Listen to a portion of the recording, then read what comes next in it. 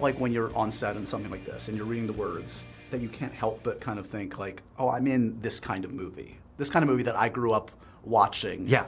Oh, well, yes and no, because... In the COVID stream, that's a little weird. So there's that. Well, it is, but also, you know, the rom-com, I thought this was an homage or a sort of nod to Nora Ephron and to those kind of movies. And I did watch them, you know, when I was younger, and Tom Hanks and Hugh Grant and Meg Ryan, all these, you know, these great movies. And I felt it was, but I thought it was also kind of a modern take on it because the characters are, I don't know, a lot more real. I mean, how many rom-coms, trick question, start with, you know, someone dying? This is true. Right. Yeah. Not many. Well, just brought it down a little bit. Yeah. Thanks. So it's gonna sell a lot of tickets. Hey, go watch our fun movie. Wait, speaking of alternative titles, yeah. I'm a little confused by this. As you know, I'm a slave to research. I was looking up, and I think we've talked about in this early great credit of yours, young Alexander the Great. Okay, now it's listed on your IMDb as Born to Be Great, and it's coming out this year, according to IMDb. Really? So, I have 1,000 questions. I think I might have one or two as well for my team. Where are they? No, seriously. Have you done a shot-for-shot remake, or are you giving it another go? It's news to me. What is up with that? Yeah. Get the Heughan gang on that one. Oh, I don't know. Yeah, it's who knows? Okay. It might be one of those things that one day hopefully will never surface. Look, it was something I did many years ago. It was a low-budget thing. I made some of the best friends on it, and it's good to take away something out of every experience, even the ones that I almost died on that set a couple of times. It was quite an experience. I almost fell out of a taxi door. I had to jump off a cliff. Was that after you read the script? I went on a runaway horse, and my favorite moment was riding a taxi cab around Cairo, sitting on the roof, pretending to be on a horse. Often they use that for horses, the taxi cabs in Cairo. Yeah, I mean, you've got to try it. Try it once. Try it once. You probably will only be able to try it once.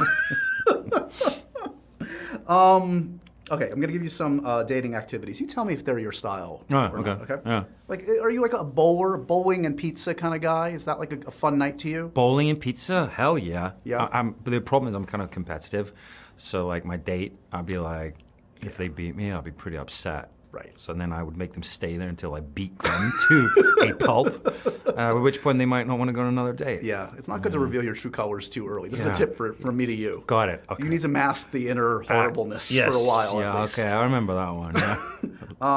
A good hike. Is it like an athletic pursuit a good thing? Because on the one hand, nature, but on the other hand, you're sweating. It's kind of like survival of the fittest, really. If they make it to the top, then they've passed the test. Right. If they collapse halfway, that's it. Sorry. It wasn't meant to be. No. Bye.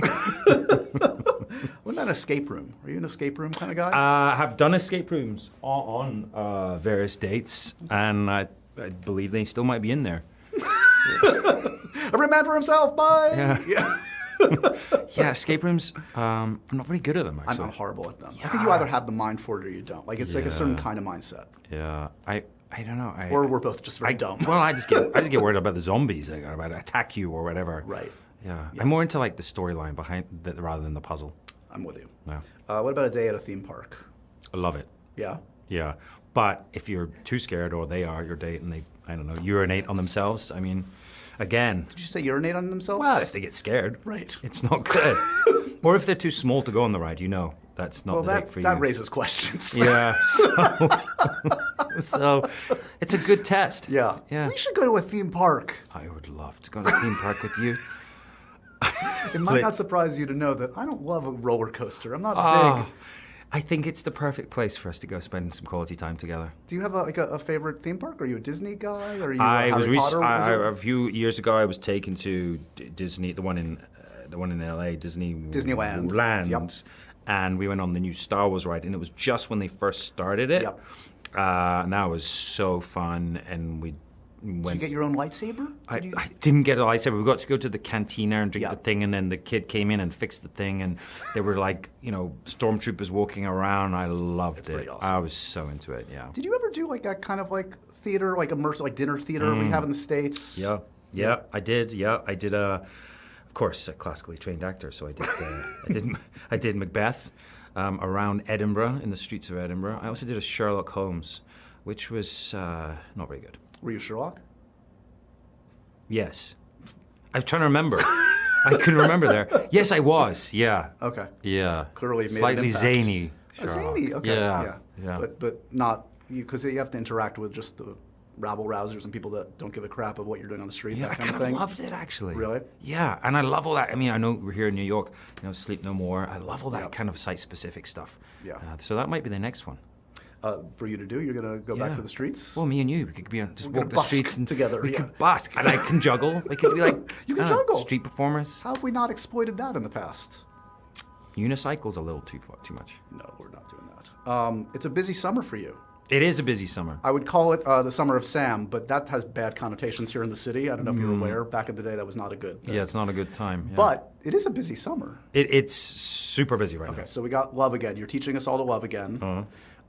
We have more booze, expanding the line. Very happy with it. I'm excited too because I love whiskey, but gin's a little more my speed. Oh yeah. Were you doing tequila too at some point? We did a small collaboration. We did the small one. Yeah, Okay, but this is really something I'm really excited about. I'm not going to plug it right now, but Wild Scottish Gin, Wild Scottish Gin, and I've literally researched the hell out of it, tried every botanical in Scotland, and I made the most incredible gin that I'm very proud of. Very nice. Yeah. Do you like a Negroni? What's your? I mean, what I wanted to do was make a gin that works in on its own as a martini, as a Negroni, and as a gin and tonic, of course. Yeah. So I think have the beautiful balance in this gin. Yeah. Amazing. I don't want. What are you? Are you a Negroni? I am a Negroni guy, actually. Are you? Yeah, I love that's probably my go-to for a mixed cocktail. Tequila Negroni or gin? I like that too. I like a mule. I like a Moscow or a Kentucky mule. No, not really on my street. We should mention that show that brought us together. Which one's that? Gilligan's Island? No, it was Outlander. Yes, Outlander. It's coming, season 7. It is finally here. I mean, in like a month's time, right? You shot for a long time. People had to wait as always. The Outlander went on seemingly forever. But the good news is, how many? 16 episodes in 2 parts? It's literally the longest season. Of course, apart from the first one, 16 episodes. We shot for a whole year. There's so much in this season. We had a teaser made for the cast and crew recently. It's kind of mind-blowing how much we've crammed into one season. Yeah. So there's going to be more than enough for people to quench their thirst. So when was the environment a little? I feel like we've been talking about the end for a while, and we'll continue to in our future conversations about the end of Outlander. But was it palpable on set? Are people starting to do you notice people having a different attitude? Do you notice yourself having a different attitude? Yeah. It's like, oh, this is the last time I'm going to do this sort of thing on the show potentially. Yeah. Well, look, we didn't know where we were going to be with it, and we finally came to that decision, that agreement, and we obviously have one more to shoot, season 8. But yeah, at the end of this season 7, suddenly you could feel it on set. Everyone was starting to go, oh, actually, we're going to come back and do this one more time, and that's it. And everyone was getting pretty emotional about it, and I think it's going to be a huge change in our lives, but also really sad to say goodbye to this amazing journey. Give me 3 words, 3 adjectives, 3 whatever to describe this season. This season, it's XL. It's extended. it's massive. I'm gonna say, Homecoming, and I'm gonna say The Return, because it's more than 3 words, but there's a lot of returning characters as well. Do you know? Can you? I mean, it probably all blends together for you. But can you imagine which of the which episodes are going to elicit a lot of discussion, at least in this first batch? What should we keep our eye on? Yeah. There's a lot of moments. I guess they call them water cooler moments. If people still have those. There's a few in the first few eps. Definitely, a lot of big stuff happens, but there's new characters coming in, and there's obviously, as I said, a lot of people know that there's returning characters. There's a lot of some of storylines tie up quite nicely, time travel stuff as well. So we're getting there. We're getting there on this journey, and I can't wait to be able to also tell the end of the story. Right. I wanted to finish it. I didn't want to just walk away.